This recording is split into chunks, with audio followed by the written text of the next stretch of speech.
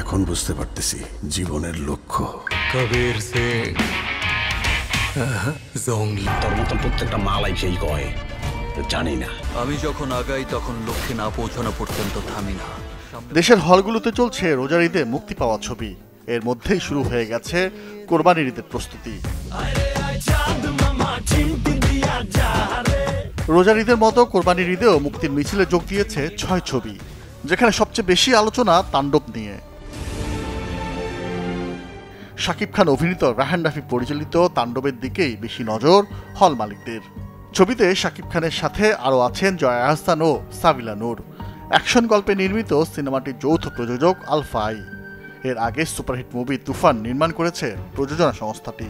Barbecue কি শুধু মানুষের খেতে ইচ্ছা করে, কুত্তারও খেতে ইচ্ছা করে। দীর্ঘদিন পর নতুন ছবি নিয়ে প্রেক্ষাগৃহে আসার অপেক্ষায় আরিফিন শুভ। কোরবানির ঈদে মুক্তি পাচ্ছে তার সিনেমা নীলচক্র। মিঠু খান পরিচালিত ছবিতে শুভর বিপরীতে অভিনয় করেছেন মন্দিরা চক্রবর্তী। শাকিব খান আরিফিন শুভর সাথে কোরবানির ঈদে মুক্তি পাচ্ছে শরীফুল রাজের ছবি ইনসাফ। সঞ্জয় সমাদ্দার পরিচালিত সিনেমাটিতে আছেন জনপ্রিয় আরেক অভিনেতা মোশাররফ করিম।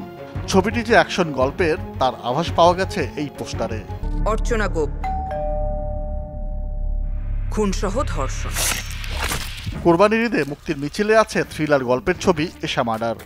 সত্য ঘটনাকে উপজীব্য করে সিনেমাটি বানিয়েছেন পরিচালক সানি সানোয়ার। ছবিতে অভিনয় করেছেন মিশা সওদাগর, বাঁধন, সুমিত সেনগুপ্তের মতো শিল্পীরা। 14 মাস পর আবারও একসাথে বড় পর্দায় আসছেন আদর আজাদ ও পূজা চেরি। ঈদে মুক্তি পাচ্ছে তাদের ছবি টগর। অ্যাকশন গল্পে সিনেমাটি পরিচালনা করেছেন আলোক হাসান।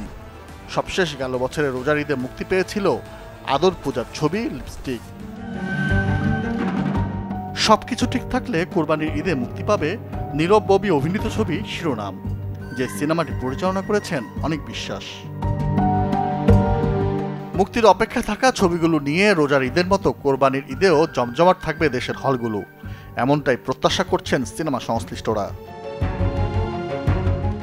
নাজমুল আলম রানা, চ্যানেল 24।